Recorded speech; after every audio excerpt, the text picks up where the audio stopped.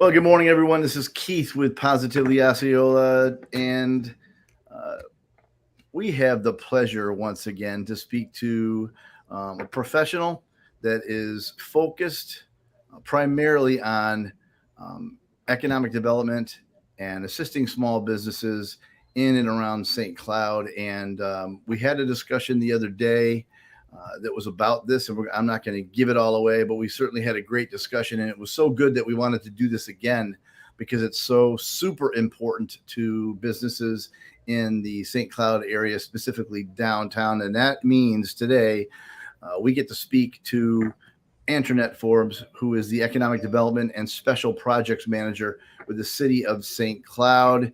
And here is a person that is extraordinarily talented and steeped in experience in this. With 20 years of legislative experience, she is skilled in public policy, legislative relations and research, strategic communications, business development, and much more. And that means I am speaking to Antranette Forbes this morning. And good morning to you. Good morning. How are you? Doing great. Sunny, bright day in certainly in Osceola County in St. Cloud, correct? It's another beautiful day in St. Cloud. Gotta love it. Living the dream, as they say. Well, we kind of, like I said, I kind of promote it heavy, and we see people popping in, so we'll hit that little startup official to the show. But you know, I chuckle through some of these moments, but in reality, this is super important to get this messaging out, and that's why we're doing this again this morning. So I'm gonna make the show official, and then we'll get back and do the deal. Okay? Let's do it. Here we go.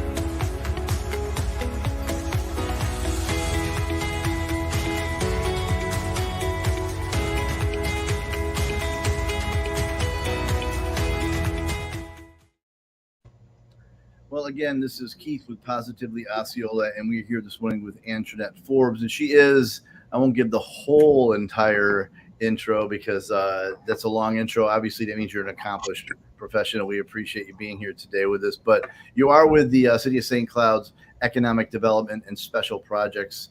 You are the manager. And so I'm just going to cut right to it today. So we all know if you're in the St. Cloud area, there's a lot of construction going on, certainly going to be an awesome outcome. But in the middle of that, the city is making sure that businesses are tended to and that the public knows that everybody's open and you're wanting to assist those businesses. So I'm going to turn it right over to you right now and just kind of let you go ahead and get that messaging out, please. Absolutely. So, yes, if you've been downtown, you have definitely noticed a lot of the construction that's going on. You know, St. Cloud is really trying to invest back into its downtown, particularly with its infrastructure. So you'll see a lot of the brick pavers are starting to go in, and you'll see a lot of the sidewalks that look temporarily ripped up, but they'll be widened, and just a lot of beautification efforts that are happening, which is great. But on the other side of it, our downtown businesses are, experiencing some hiccups. They're having trouble with customers getting access into their stores. And so we want to recognize that they are an integral part to not just the downtown, but to our economy overall. And so the city council was charged us as staff to come up with a way to help our businesses. How can we help them market their business to their customers so that customers know, residents and tourists alike know that they're still open for business and they can't wait to serve them. So we have launched a $1,000 marketing grant for our downtown businesses. The business must be located in the entertainment district. And that $1,000 can be used for anything from flyers to posters to radio spots to websites, however they need to market their business so that customers know that they're ready and they're open. It's a big deal. I think we mentioned this the other day. I think sometimes the first thing that happens when budgets get a little tight in small businesses, I think right away the first thing you do is you kind of you step back and you withdraw those dollars from marketing, from advertising. I mean, that's what we do, and we see it all the time, and it's understandable. Certainly during the pandemic, I think one of the first things people did was, okay, I've got to streamline things to stay open, and so the marketing is the first thing that you think of because it's an easy cut. It doesn't have anything to do with your daily operations. The challenge is um, folks are busy and they can lose touch with those businesses, and if you're not in people's faces, you know, Right. they forget that you're there that day, which turns into a week, which Right. turns into a month. So if you would, I'm gonna put this on it, which is the information. People can go directly if they want to fill out applications. And so why don't you tell us a little bit, and you did a great job last time, why don't you tell us what that experience is if you're a small business owner who's always busy. It might be you're a brick and mortar, but you might be a mom and pop, small staff, and they're concerned with how long things like this take. Can you explain that to us? Yes, so this is basically an extension of our COVID-19 small business grant. And so what we've done is really try to shorten the process even more so than that previous grant. So honestly, the application is about 3 pages or so and should take 10 minutes tops. We're only asking some very basic questions, and the majority of them is mostly demographic information. And that's for later data use for us to determine new programming or new events that we can come up with. But for the most part, all we want to know is if you were to receive the reward, how would you plan on spending it? That's it.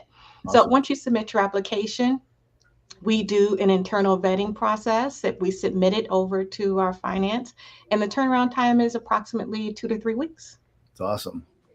That's a big deal. So that tells me that don't wait around, get right at it so the process can Mhm. be fulfilled and then people can get that money in their hands. So, what if you could give us a timeline that from where you sit? I know you have a deadline, but what you encourage people to do as far as how quickly they get at this because you have a certain amount of funds, correct? Correct. So the total amount of funds is $50,000. That means only 50 businesses will be eligible to receive this money. And you mentioned deadline, which is extremely important because our deadline to submit applications for us to receive them is September 15th. Reason being, we want to be able to get these funds expended before the end of our fiscal year. So do not delay. Even if you have the application partially filled out and maybe you're not quite sure about something, you can call or email me and I'll walk you through that process. Yeah, that's a big deal. I think that's something we all saw, and I mentioned this the other day. I think we all saw that there would be funds available for businesses, or let's just say in the county rental assistance, something like that. And those funds can, once they catch fire and people get that messaging, it takes off quick. And so don't hesitate. Now, so if you have a question before you want to fill that out, I'm going to put that phone number out real quick, and so that's a number people can look for as well. Correct? Correct. I'm here all day. Awesome. Now, I have available because you provided it to me. Those people might say, okay, so what businesses qualify geographically? I'm going to put that map on if you want to kind of talk through that for us, if you don't mind. Perfect. So the map as it's coming up is a little bit what I call jagged. So it's not a direct square, so to speak, but for the most part, the boundaries are um, a little bit west of Massachusetts and a little bit east of Florida Avenue. And it goes from 13th or 192 to a little bit north of Ninth Street. So that entire pink shaded area represents our entertainment district. As you know, the City Council recently adopted an entertainment district amendment, which allows for open container use. So we recognize again that we're constantly trying to find ways to get more foot traffic into downtown for people really to experience what it is to be in St. Cloud from an entertainment standpoint, from a retail standpoint. You know, you can shop here downtown, you can have a great burger, and then you can go catch a movie all in our entertainment district. But with the construction that's happening, some customers, even the ones that have been longstanding customers, may not know those businesses are open. And Right. so it goes right back to the purpose of the grant is letting those customers know that our businesses are open and they need their support. I think I've had so many conversations. I almost, I've looked back. I think we may have had a half a dozen conversations in the last 3 years, 2.5 years that didn't include the word COVID in it. So I'll have to apologize because I just said it again. But I think there were some bright things. There have been some bright things that have come through that challenging time, and I think one of them that stood out to me was, and I was pleasantly surprised, the amount of loyalty, the amount of attention a general citizen, a general resident, myself included, how much we focused on how important those small businesses are. Hmm.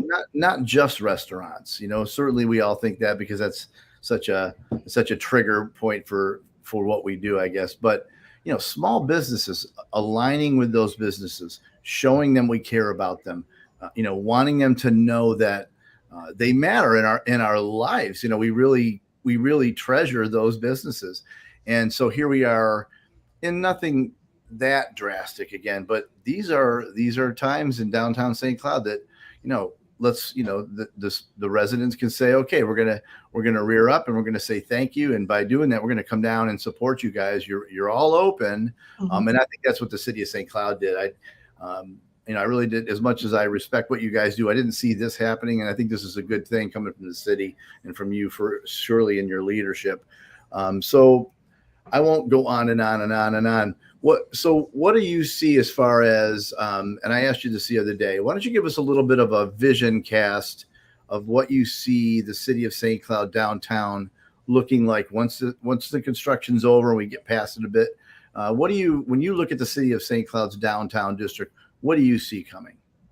St. Cloud is so eclectic in that the core of St. Cloud is really our local business. And you said it right. COVID really allowed us to step back and recognize how small businesses were integral to our economy. And I think that's something that while the city always knew that, it was never more relevant than when COVID came. It was how do we help our small local businesses? Because they are our core.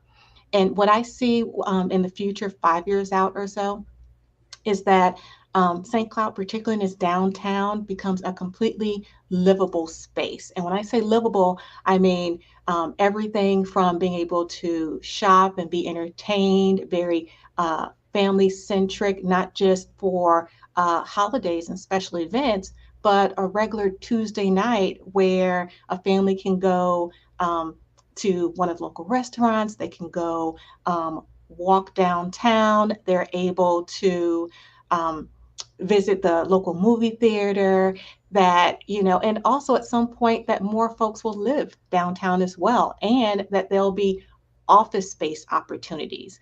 So I see it being a place where you can live, work, and play.